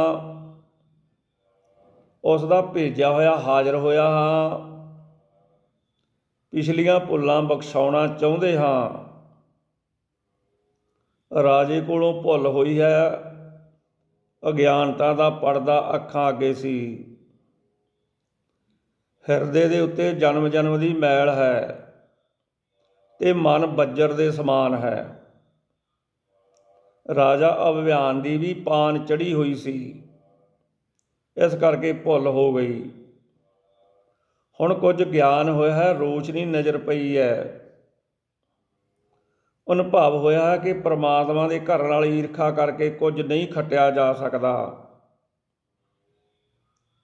ਸਤਿਗੁਰੂ ਨਾਨਕ ਦੇਵ ਜੀ ਦਾ ਘਰ ਪ੍ਰਮਾਤਮਾ ਦਾ ਘਰ ਹੈ। ਨਹੀਂ ਸੁਣਿਆ, ਨਹੀਂ ਦੇਖਿਆ, ਬਸ ਲਾਲਚ ਦਾ ਸ਼ਿਕਾਰ ਹੋ ਕੇ ਮਹਾਂ ਨਰਾਦਰੀ ਕਰਾ ਲਈ। ਹੁਣ ਆਪਦੇ ਚਰਨਾਂ ਵਿੱਚ ਹਾਜ਼ਰ ਹੋਇਆ ਹਾਂ। ਰਾਜਾ ਭੀਮ ਚੰਦ ਜੀ ਦੀ ਆਪ ਦੇ ਦਰਸ਼ਨ ਕਰਨਾ ਚਾਹੁੰਦੇ ਹਨ। ਹੁਣ ਸਤਿਗੁਰੂ ਜੀ ਦਾ ਘਰ ਨਿਰਵੈਰਾਂ ਦਾ ਘਰ ਹੈ। ਜੋ ਆਵੇ ਸੋ ਰਾਜੀ ਜਾਵੇ। ਜੇ ਉਹ ਆਉਣਾ ਚਾਹੁੰਦੇ ਹਨ ਤਾਂ ਜ਼ਰੂਰ ਆਉਣ। ਮਹਾਰਾਜ ਕਹਿਣ ਲੱਗੇ, ਹਰ ਜੀਵ ਨੇ ਆਪਣੇ ਕਰਮ ਦਾ ਬੀਜਿਆ ਵੱਢਣਾ ਹੈ। ਜੈਸਾ ਕੋਈ ਕਰਮ ਕਰਦਾ ਵੈਸਾ ਫਲ ਪਾਉਂਦਾ ਹੈ। ਸਰੋਵਰ ਦੇ ਕਿਨਾਰੇ ਹੰਸ ਤੇ ਬਗਲਾ ਹੁੰਦੇ ਹਨ। ਰੰਗ ਦੋਹਾਂ ਦਾ ਚਿੱਟਾ ਹੁੰਦਾ, ਪਰ ਹੰਸ ਮੋਤੀ ਚੁਗਦਾ ਤੇ ਬਗਲਾ ਮੱਛੀਆਂ ਡੱਡੀਆਂ ਖਾਂਦਾ। ਇਸੇ ਤਰ੍ਹਾਂ ਮਨੁੱਖ ਕਰਦੇ ਹਨ। ਕੋਈ ਸਤ ਸੰਗਤ ਵਿੱਚੋਂ ਨਾਮ ਬਾਣੀ ਤੇ ਕੋਈ ਮੋਤੀ ਚੁਗਦੇ ਹਨ, ਤੇ ਕੋਈ ਲਾਲਚ ਵਿੱਚ ਆ ਕੇ ਪਰਾਏ ਧਨ ਤੇ ਰੂਪ ਤੇ ਅੱਖ ਰੱਖ ਕੇ ਆਪਣੇ ਆਪ ਦਾ ਨਾਸ ਕਰਦੇ ਹਨ।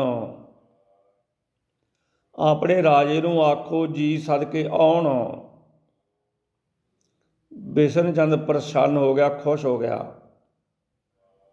ਉਸਨੇ ਉਸੀ ਵੇਲੇ ਸਤਿਗੁਰੂ ਜੀ ਦੇ ਚਰਨਾਂ ਉੱਤੇ ਨਮਸਕਾਰ ਕੀਤੀ ਤੇ ਆਖਿਆ, ਲਓ ਜੀ, ਮੈਂ ਹੁਣ ਜਾਂਦਾ ਹਾਂ ਤੇ ਰਾਜੇ ਭੀਮ ਚੰਦ ਜੀ ਨੂੰ ਨਾਲ ਲੈ ਕੇ ਆਉਂਦਾ ਹਾਂ।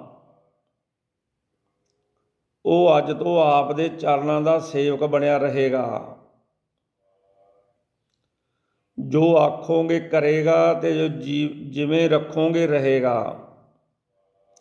ਆਸ ਤਾਂ ਕੋਈ ਨਹੀਂ, ਉਹ ਗੁਰੂ ਘਰ ਦਾ ਸੇਵਕ ਬਣਿਆ ਰਹੇ।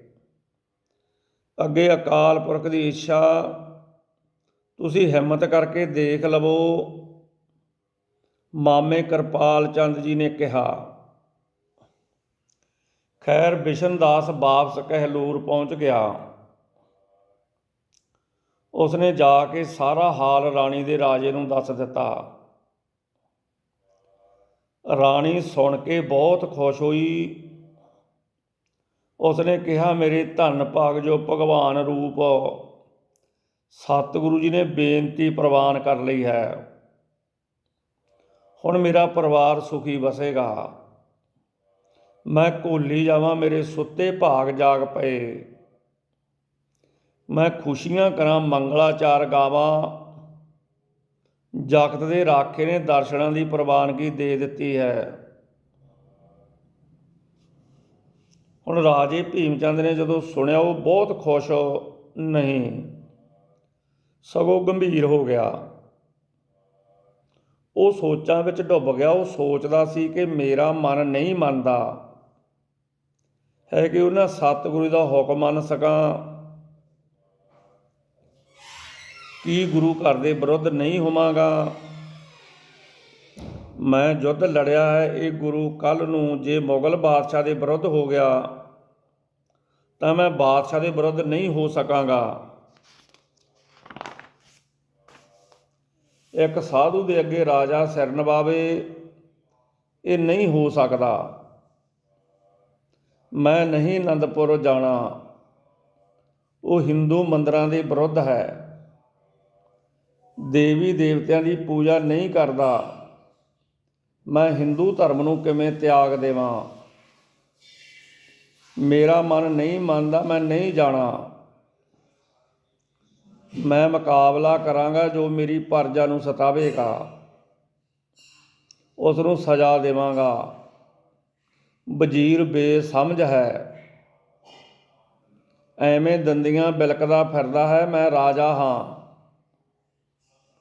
ਰਾਜਾ ਕੋਈ ਕੰਗਾਲ ਨਹੀਂ ਜੋ ਇੱਕ ਸਾਧੂ ਦੇ ਅੱਗੇ ਜਾ ਕੇ ਹੱਥ ਅੱਡੇ।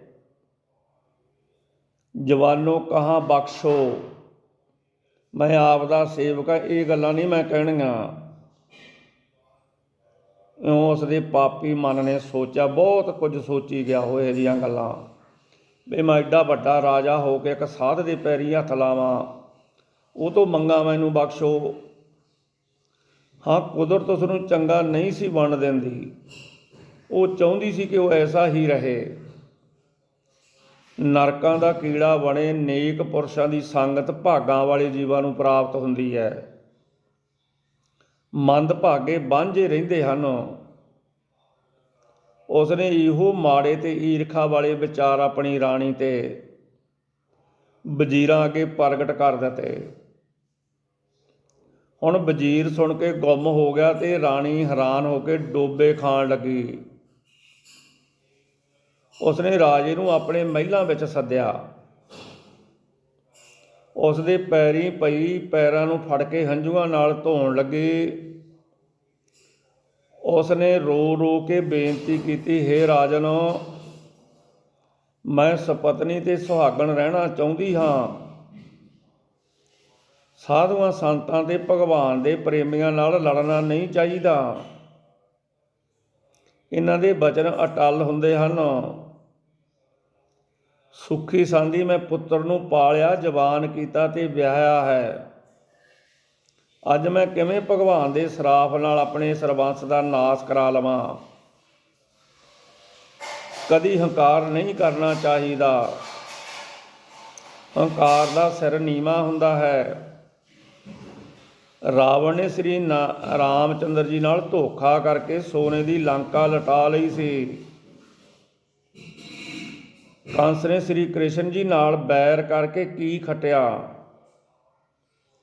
ਰਤਾ ਦੱਸੋ ਨਾ, ਅੱਗੇ ਆਕੜ ਕੇ ਦੇਖ ਲਿਆ ਜੇ। ਆਪਣੀ ਜਾਨ ਮਸਾਂ ਬਚਾ ਕੇ ਆਏ, ਚੰਗੇ ਸੈਨਿਕ ਮਰਵਾ ਲਏ, ਸਾਰਾ ਸਮਾਨ ਰਣ ਭੂਮੀ ਵਿੱਚ ਛੱਡ ਕੇ ਨੱਸ ਆਏ। ਕੀ ਇਹੋ ਬਹਾਦਰੀ ਤੁਸਾਂ ਕੋਲ ਹੈ? ਜਿਸ ਆਵਰੇ ਅਭਿਆਨ ਕਰਦੇ ਹੋ, ਭਗਵਾਨ ਦੇ ਚਰਨੀ ਲੱਗੋ, ਦੋਵੇਂ ਹੱਥ ਜੋੜ ਕੇ ਦੰਡਵਾਤ ਪ੍ਰਣਾਮ ਕਰੋ। ਭੁੱਲਾਂ ਦੀ ਖਿਮਾ ਮੰਗੋ, ਨਹੀਂ ਤੇ ਮੈਂ ਤੱਤੀ ਮਰ ਜਾਵਾਂਗੀ। ਇਹ ਆ ਕੇ ਰਾਣੀ ਡੁੱਬੀ ਡੁੱਬੀ ਰੋਣ ਲੱਗ ਪਈ, ਭੁੱਬੀ ਭੁੱਬੀ ਰੋਣ ਲੱਗ ਪਈ। ਭੁੱਬਾ ਮਰ ਕੇ ਰੋਈ ਰਾਣੀ। ਆਖਰ ਰਾਣੀ ਦੇ ਰੋਣੇ ਨੇ ਰਾਜੇ ਭੀਮ ਚੰਦ ਦੇ ਪੱਥਰ ਦਿਲ ਨੂੰ ਰਾਸ ਲੈ ਹੀ ਆਂਦਾ। ਰਾਜਾ ਮੰਨ ਗਿਆ ਕਿ ਉਹ ਅਨੰਦਪੁਰ ਚੱਲਦਾ ਹੈ, ਪਰ ਇਕੱਲਾ ਨਹੀਂ, ਸਗੋਂ ਨਾਲ ਹੋਰ ਰਾਜਿਆਂ ਨੂੰ ਵੀ ਲੈ ਕੇ ਜਾਂਦਾ ਹਾਂ, ਭਲਕੇ ਉਹ ਮੈਨੂੰ ਇਹ ਨਾ ਕਹਿਣ ਕਿ ਮੈਂ ਬੈਰੀ ਕੋਲੋਂ ਖਿਮਾ ਮੰਗ ਆਇਆ ਹਾਂ। ਉਹਨਾਂ ਨੂੰ ਵੀ ਨਾਲ ਕਾਣਿਆ ਕਰਾਂਗਾ। ਕਰੋ ਤਿਆਰੀ, ਜਾਓ ਤਿਆਰੀ ਕਰੋ। ਰਾਜੇ ਭੀਮ ਚੰਦ ਨੇ ਆਖਿਆ ਤੇ ਆਪਣੇ ਰਾਜ ਭਵਨ ਵੱਲ ਚਲਿਆ ਗਿਆ।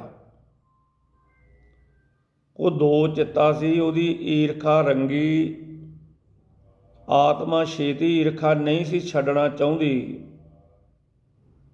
ਜਿਵੇਂ ਧੰਧਿਆਈ ਚੀਜ਼ ਤੋਂ ਪਾਣੀ ਤਿਲਕ ਜਾਂਦਾ ਹੈ, ਤਿਵੇਂ ਉਹਦੀ ਆਤਮਾ ਉੱਤੇ ਗਿਆਨ ਨਹੀਂ ਸੀ ਠਹਿਰਦਾ। ਉਹ ਆਤਮਾ ਜਨਮ ਮਰਨ ਦੀ ਮੈਲ ਲੱਗੀ ਹੋਈ ਸੀ, ਛੱਲਣੀ ਬਣ ਚੁੱਕੀ ਸੀ, ਜਿਸ ਦਾ ਧੋਤਿਆਂ ਵੀ ਸਾਫ਼ ਹੋਣਾ ਔਖਾ ਸੀ। ਤੀਸਰੇ ਦਿਨ ਸਤਿਗੁਰੂ ਜੀ ਦੇ ਦਰਸ਼ਨ ਕਰਨ ਜਾਣ ਦੀ ਤਿਆਰੀ ਹੋਈ। ਰਾਣੀ ਤੇ ਰਾਜਕੁਮਾਰ ਅਜਮੇਰ ਚੰਦ ਵੀ ਨਾਲ ਹੋ ਤੁਰੇ। ਭਾਵੇਂ ਉਹਨਾਂ ਦੋਹਾਂ ਨੂੰ ਰਾਜਾ ਨਾਲ ਨਹੀਂ ਸੀ ਲਿਜਾਣਾ ਚਾਹੁੰਦਾ, ਪਰ ਨਾਲ ਤੁਰਦਿਆਂ ਨੂੰ ਰੋਕ ਵੀ ਸੀ ਨਾ ਸਕਿਆ। ਸਬੱਬ ਨਾਲ ਮੌਕਾ ਐਸਾ ਬਣਿਆ ਕਿ ਉਸ ਵੇਲੇ ਦੀਪਮਾਲਾ ਦਾ ਮੇਲਾ ਸੀ। ਅਨੰਦਪੁਰ ਵਿੱਚ ਬਹੁਤ ਰੌਣਕਾਂ ਸਨ। ਦੂਰ ਦੂਰ ਤੋਂ ਸੰਗਤ ਆਈ ਹੋਈ ਸੀ। ਇਹ 1764 ਬਿਕਰਮੀ ਦੀ ਦੀਪਮਾਲਾ ਦਾ ਪੁਰਬ ਸੀ, ਜਦੋਂ ਕਿ ਸਤਿਗੁਰੂ ਜੀ ਅਨੰਦਪੁਰ ਵਿੱਚ ਕਿਲ੍ਹੇ ਤਿਆਰ ਕਰਵਾ ਰਹੇ ਸਨ। ਆਨੰਦਗੜ੍ਹ ਕਿਲ੍ਹਾ ਤਕਰੀਬਨ ਅੱਧਾ ਉਸਰ ਚੁੱਕਾ ਸੀ। ਸਿੱਖ ਭਾਈ ਸੇਵਾ ਕਰ ਰਹੇ ਸਨ। ਉਸ ਸਮੇਂ ਰਾਜਾ ਭੀਮ ਚੰਦ ਅਨੰਦਪੁਰ ਪੁੱਜਿਆ। ਮੇਲੇ ਦੇ ਕਾਰਨ ਉਪਦੇਸ਼ ਅਸਥਾਨ ਅਥਵਾ ਸਤਿਗੁਰੂ ਜੀ ਦਾ ਦਰਬਾਰ ਇੱਕ ਖੁੱਲ੍ਹੀ ਥਾਂ 'ਤੇ ਤਿਆਰ ਕੀਤਾ ਗਿਆ। ਭਾਈ ਦੁਨੀ ਚੰਦ ਜੀ ਵਾਲਾ ਤੰਬੂ ਤੇ ਸਾਇਬਾਨ ਲਾਇਆ ਗਿਆ। ਐਸਾ ਤੰਬੂ ਤੇ ਸਾਇਬਾਨ ਉਸ ਸਮੇਂ ਸ਼ਾਇਦ ਸਾਰੇ ਭਾਰਤ ਵਿੱਚ ਕਿਸੇ ਕੋਲ ਨਹੀਂ ਸੀ। ਉਹਦੇ ਵਿਚਾਲੇ ਸੋਨੇ ਦਾ ਛੱਬਾ ਸੀ। ਸਾਹਿਬਾਂ ਦੇ ਬੈਠਣ ਵਾਸਤੇ ਮਖਮਲੀ ਗਦੈਲਿਆਂ ਵਾਲਾ ਸਿੰਘਾਸਣ ਸੀ। ਅੱਗੇ ਗਲੀਚੇ ਵਿਛੇ ਸਨ। ਸਾਰੇ ਪੰਡਾਲ ਵਿੱਚ ਦਰੀਆਂ ਤੇ ਦਰੀਆਂ ਉੱਤੇ ਚਿੱਟੀਆਂ ਚਾਦਰਾਂ ਸਨ। ਵਿਚਾਲੇ ਦੀ ਰਸਤਾ ਸੀ। ਰਸਤੇ ਦੇ ਦੋਹੀਂ ਪਾਸੇ ਸੰਗਤ ਬੈਠੀ ਹੋਈ ਸੀ। ਜਦੋਂ ਰਾਜਾ ਭੀਮ ਚੰਦ ਰਾਜਕੁਮਾਰ ਤੇ ਰਾਣੀ ਸਮੇਤ ਦਰਬਾਰ ਵਿੱਚ ਪੁੱਜੇ,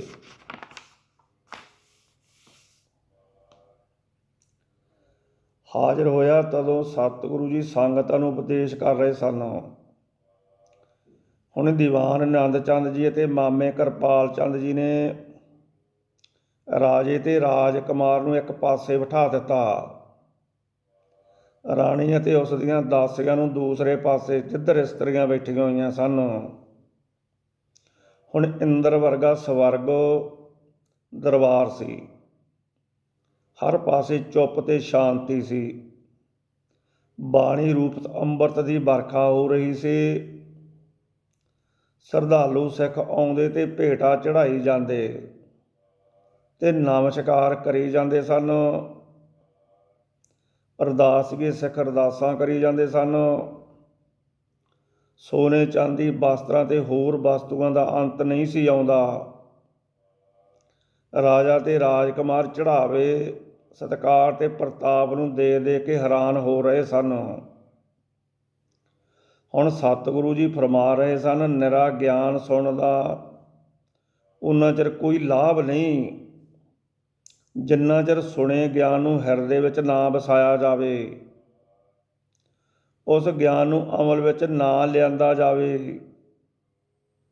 ਜਿਵੇਂ ਅਮਲ ਭੰਗ ਦੀਆਂ ਕੁਰਲੀਆਂ ਕਰਨ ਨਾਲ ਨਸ਼ਾ ਨਹੀਂ ਹੁੰਦਾ ਤੇ ਅਮਲੀ ਨੂੰ ਸਰੂਰ ਨਹੀਂ ਆਉਂਦਾ, ਤਿਵੇਂ ਗਿਆਨ ਨੂੰ ਚਿੱਥ ਕੇ ਜੀਵਨ ਅਮਲ ਵਿੱਚ ਲਿਆਉਣਾ ਚਾਹੀਦਾ ਹੈ। ਨਿਰਾ ਭੇਖ ਧਾਰਨ ਨਾਲ, ਗਿਆਨ ਤੇ ਸੁਣ ਲੈਣ ਨਾਲ ਤੇ ਉੱਪਰੇ ਮਨ ਨਾਲ ਕਿਸੇ ਦੇ ਦਰਸ਼ਨ ਦਿਦਾਰੇ ਕਰਨ ਦੇ ਨਾਲ ਕਲਿਆਣ ਨਹੀਂ ਹੁੰਦੀ, ਸਗੋਂ ਦਿਲ ਦਿਮਾਗ ਵਿੱਚ ਭਰਮਾਂ ਦਾ ਵਾਧਾ ਹੁੰਦਾ ਹੈ। ਸਿਰ ਦੇ ਉੱਤੇ ਪਾਪਾਂ ਦਾ ਭਾਰ ਪੈਂਦਾ ਹੈ।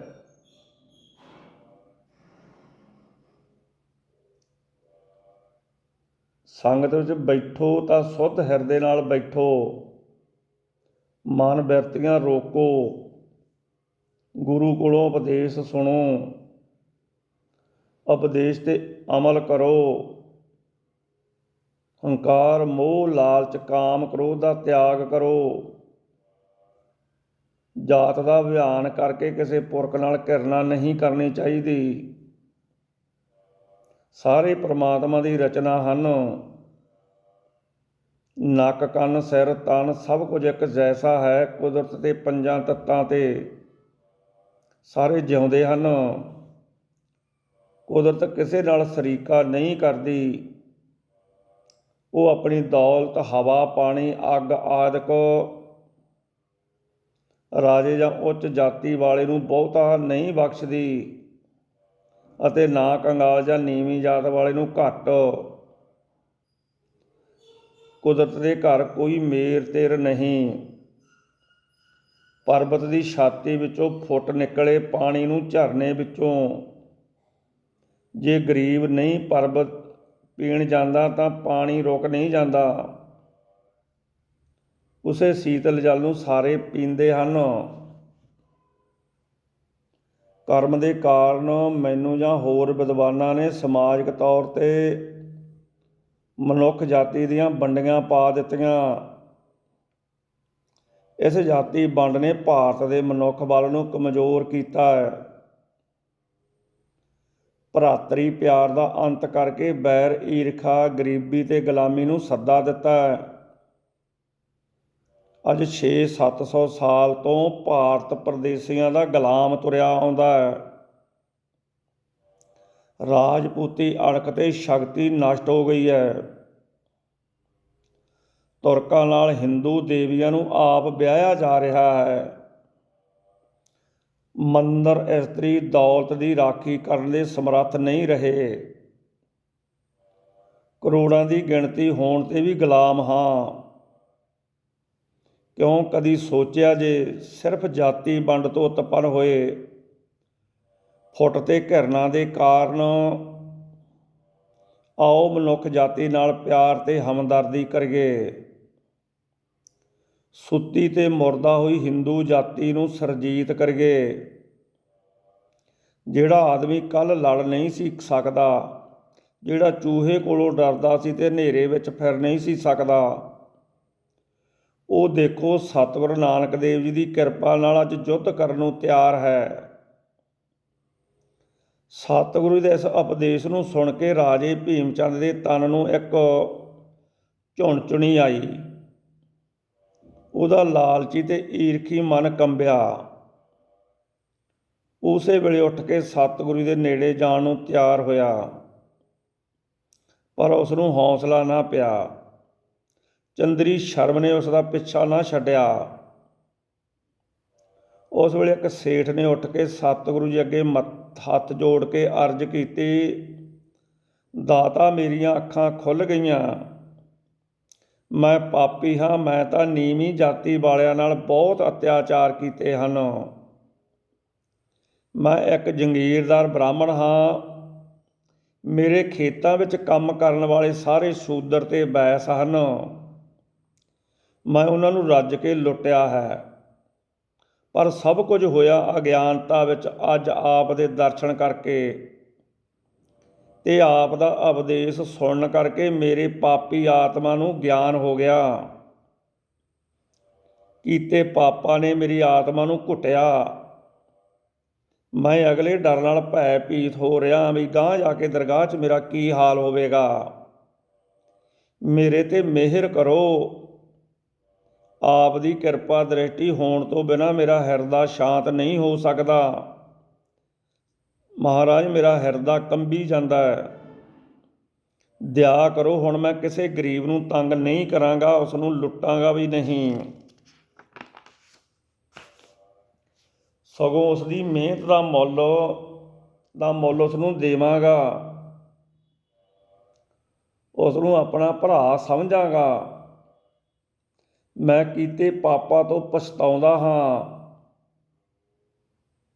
ਇਹ ਆਖਦਿਆਂ ਉਹਦੇ ਨੈਣਾਂ ਵਿੱਚੋਂ ਅੱਥਰੂ ਕਰਨ ਲੱਗ ਪਏ। ਉਹ ਅੱਥਰੂ ਨਹੀਂ ਸਨ, ਸਗੋਂ ਉਹਦੇ ਮਨ ਤੋਂ ਮੈਲ ਘੁਲ ਕੇ ਪਾਣੀ ਹੋ ਕੇ ਬਹਿ ਤੁਰੀ ਸੀ। ਜਦੋਂ ਬੰਦਾ ਨਾ ਸਾਧ ਸੰਗਤ ਕਿਸੇ ਐਸੀ ਸ਼ਕਤੀ ਦੇ ਕਾਰਨ ਕੋਈ ਆਪਣੇ ਯਾਦ ਕਰਕੇ ਅੱਖਾਂ ਦੇ ਵਿੱਚੋਂ ਅੱਥਰੂ ਆ ਜਾਣ ਨਾ, ਉਹ ਜਿਹੜੇ ਆਪਣੇ ਮਨ ਦੇ ਉੱਤੇ ਅਤੇ ਦਿਮਾਗ ਦੇ ਉੱਤੇ ਜੰਮੀ ਹੋਈ ਮੈਲ ਹੁੰਦੀ ਆ, ਕਿਸੇ ਨਾਲ ਈਰਖਾ ਦੀ, ਕਿਸੇ ਨਾਲ ਠੱਗੀ ਧੋਖੇ ਦੀ, ਉਹ ਫਿਰ ਹੰਝੂਆਂ ਦੇ ਕਾਰਨ ਆ ਜਿਹੜੀ ਉਹ ਮੈਲ ਆ ਉੱਤੋਂ ਧੋਤੀ ਜਾਂਦੀ ਹੈ।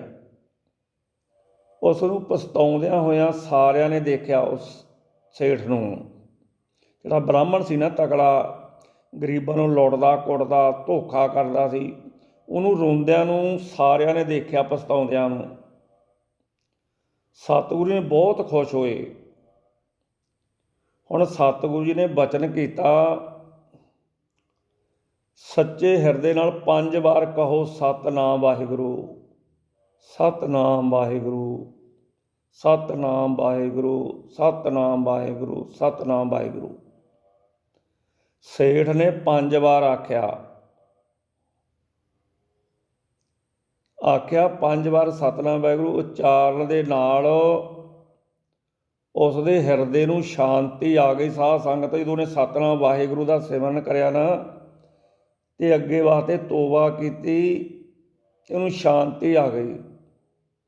ਹੁਣ ਦ੍ਰਿਸ਼ਟੀ ਨਾਲ ਨਿਹਾਲ ਕਰ ਦਿੱਤਾ ਮਹਾਰਾਜ ਨੇ। ਹੁਣ ਸੱਚੇ ਪਾਤਸ਼ਾਹ ਉਹਦੀਆਂ ਗੱਲਾਂ ਸੁਣੀ ਜਾਂਦੇ ਸੀ ਅਤੇ ਉਹ ਅੱਖਾਂ 'ਚੋਂ ਹੰਝੂ ਸਿੱਟੀ ਜਾਂਦਾ ਸੀ ਅਤੇ ਮਹਾਰਾਜ ਦੇਖੀ ਜਾਂਦੇ ਸੀ। ਸਤਿਗੁਰੂ ਨੇ ਕਿਰਪਾ ਦ੍ਰਿਸ਼ਟੀ ਕਰੀ, ਉਹਦੇ ਵੱਲ ਨਿਗਾਹ ਕਰੀ ਅਤੇ ਨਿਹਾਲ ਕਰ ਦਿੱਤਾ। ਸੇਠ ਆਪਣੀ ਥਾਂ 'ਤੇ ਬੈਠ ਗਿਆ। ਉਹਦੇ ਨੈਣਾਂ ਵਿੱਚੋਂ ਅੱਥਰੂ ਨਾ ਸੁੱਕੇ, ਹਜੇ ਵੀ ਨਹੀਂ ਸੁੱਕੇ ਅੱਥਰੂ, ਉਵੇਂ ਘਿਰੀ ਜਾਂਦਾ ਉਹ, ਕਿਉਂਕਿ ਉਹ ਬਰਾਗ ਵਿੱਚ ਬਾਹਲਾ ਆ ਗਿਆ ਵੀ ਮੈਂ ਬਹੁਤ ਜ਼ਿਆਦਾ ਲੁੱਟਿਆ ਅਤੇ ਮਹਾਰਾਜ ਕੀ ਕਹਿ ਰਹੇ ਹੈ, ਹੁਣ ਮੇਰੇ ਨਾਲ ਦਰਗਾਹ 'ਚ ਜਾ ਕੇ ਕੀ ਹੋਊਗਾ, ਮੈਂ ਕਿਸ ਤਰ੍ਹਾਂ ਦਰਗਾਹ 'ਚ ਮੂੰਹ ਦਿਖਾਵਾਂਗਾ। ਉਹ ਇਹ ਗੱਲਾਂ ਪਛਤਾਉਂਦਾ ਸੀ। ਹੁਣ ਵਾਹਿਗੁਰੂ ਦਾ ਸਿਮਰਨ ਕਰਦਾ ਰਿਹਾ। ਰਾਜੇ ਭੀਮ ਚੰਦ ਦਾ ਵਜ਼ੀਰ ਉੱਠਿਆ, ਉਸਨੇ ਦੋਵੇਂ ਹੱਥ ਜੋੜ ਕੇ ਬੇਨਤੀ ਕੀਤੀ, ਸੱਚੇ ਪਾਤਸ਼ਾਹੋ, ਰਾਜਾ ਜੀ ਬੇਨਤੀ ਕਰਨਾ ਚਾਹੁੰਦੇ ਹਨ। ਮਹਾਰਾਜ ਕਹਿੰਦੇ ਜੀ ਸਦਕੇ ਕਰਨ, ਦੱਸਣ ਕੀ ਹੁਕਮ ਹੈ। ਮਹਾਰਾਜ ਨਰਮ ਚਿੱਤ ਹੋ ਕੇ ਕਹਿਣ ਲੱਗੇ, ਸਦਕੇ ਠੀਕ ਹੈ, ਦੱਸਣ ਕੀ ਹੁਕਮ ਹੈ, ਕਰੋ। ਰਾਜਾ ਕਹਿੰਦਾ ਜੀ ਹੁਕਮ ਨਹੀਂ ਹੈ, ਬੇਨਤੀ ਹੈ। ਰਾਜਾ ਜੀ ਅਸਾਂ ਦੇ ਗੁਆਂਢੀ ਮਿੱਤਰ ਹਨ। ਮਹਾਰਾਜ ਕਹਿੰਦੇ ਤੇ ਝਿਜਕਦੇ ਕਿਸ ਗੱਲ ਤੋਂ ਹੈ। ਮਹਾਰਾਜ ਨੇ ਬੜੇ ਪ੍ਰੇਮ ਨਾਲ ਗੱਲਾਂ ਕਹੀਆਂ। ਕਹਿੰਦੇ ਫਿਰ ਝਿਜਕਦੇ ਕਾਹਤੋਂ ਹੈ, ਤਾਂ ਸਾਡੇ ਗੁਆਂਢੀ ਹੈ। ਦਿਲ ਨੂੰ ਤਕੜਾ ਕਰਨ, ਭੁੱਲਾਂ ਪੁਰਸ਼ਾਂ ਕੋਲੋਂ ਹੀ ਹੋ ਜਾਂਦੀਆਂ, ਹੋਰ ਕਿਤੋਂ ਹੋਣਗੀਆਂ। ਸੰਗਤ ਵਿੱਚ ਬੈਠੇ ਹਰ ਇੱਕ ਮਾਈ ਭਾਈ ਨੂੰ ਅਸੀਂ ਤਾਂ ਚੰਗਾ ਸਮਝਦੇ ਹਾਂ। ਸਤਿਗੁਰੂ ਜੀ ਨੇ ਬਚਨ ਕੀਤਾ ਉਹ ਵਜ਼ੀਰ ਨੂੰ ਵੀ ਦੱਸੋ, ਅਸੀਂ ਤਾਂ ਆਂਢੀ ਗੁਆਂਢੀ ਹੈ, ਕੋਲੇ ਸਾਡੇ ਰਹਿੰਦੇ ਹੈ, ਸਾਨੂੰ ਕਿਸੇ 'ਤੇ ਕੋਈ ਘਿਰਨਾ ਨਹੀਂ, ਦੱਸੋ ਕੀ ਗੱਲ ਹੈ। ਹੁਣ ਰਾਜਾ ਭੀਮ ਚੰਦ ਉੱਠਿਆ, ਚਿੱਤ ਨਾ ਕਰਨ 'ਤੇ ਵੀ ਉਸਦੇ ਹੱਥ ਜੁੜ ਗਏ। ਹੁਣ ਸਤਿਗੁਰੂ ਦੇ ਪ੍ਰਤਾਪ ਅੱਗੇ ਉਸ ਨੂੰ ਝੁਕਣਾ ਪਿਆ। ਉਸਨੇ ਕੰਬਦੇ ਬੁੱਲ੍ਹਾਂ ਨਾਲ ਕਿਹਾ, ਸਤਿਗੁਰੂ ਜੀ ਮੈਨੂੰ ਬਖਸ਼ ਲਵੋ, ਮੈਨੂੰ ਬਖਸ਼ ਲਵੋ, ਮੈਂ ਆਪ ਨਾਲ ਮਿਲ ਕੇ ਰਹਿਣਾ ਚਾਹੁੰਦਾ ਹਾਂ। ਘਾਹ ਲੱਕੜਾਂ ਅਤੇ ਹੋਰ ਵਸਤੂਆਂ ਸਿੱਖ ਮੇਰੇ ਰਾਜ ਵਿੱਚੋਂ ਬੇਸ਼ੱਕ ਲਿਆਉਣ,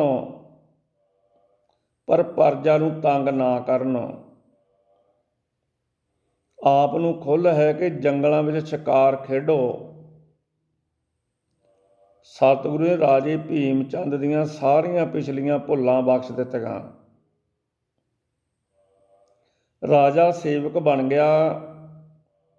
ਰਾਜੇ ਰਾਣੀ ਤੇ ਰਾਜਕੁਮਾਰ ਨੇ ਗੁਰੂ ਕੇ ਲੰਗਰ ਵਿੱਚੋਂ ਪ੍ਰਸ਼ਾਦਾ ਛਕਿਆ। ਹੁਣ ਗੁਰੂ ਕੇ ਲੰਗਰ ਦੇ ਪ੍ਰਸ਼ਾਦੇ ਨੇ ਉਹਨਾਂ ਨੂੰ ਐਸਾ ਸਵਾਦ ਬਖਸ਼ਿਆ ਜੈਸਾ ਕਿ ਉਹਨਾਂ ਨੂੰ ਕਦੀ ਸ਼ਾਹੀ ਭੋਜਨਾਂ ਦੇ ਖਾਣ 'ਤੇ ਪ੍ਰਾਪਤ ਨਹੀਂ ਸੀ ਹੋਇਆ। ਉਹ ਨਿਹਾਲ ਹੋ ਗਏ। ਸਾਰੀ ਸੰਗਤ ਵਿੱਚ ਇਹ ਕੌਤਕ ਦੇਖ ਕੇ ਬਹੁਤ ਸੰਗਤ ਪ੍ਰਸੰਨ ਹੋਈ। ਇਹ ਹੰਕਾਰੀ ਰਾਜਾ ਭੀਮ ਚੰਦ ਆਖਰ ਸਤਿਗੁਰੂ ਦੀ ਚਰਨੀ ਡਿੱਗ ਪਿਆ। ਹੁਣ ਸਤਿਗੁਰੂ ਜੀ ਬਰਕਤਾਂ ਵਾਲੇ ਸੀ ਸਾਧ ਸੰਗਤ। ਹੁਣ ਸਤਿਗੁਰੂ ਜੀ ਨੇ ਸਾਧ ਸੰਗਤ ਰਾਜੇ ਨੂੰ ਬਖਸ਼ਿਆ।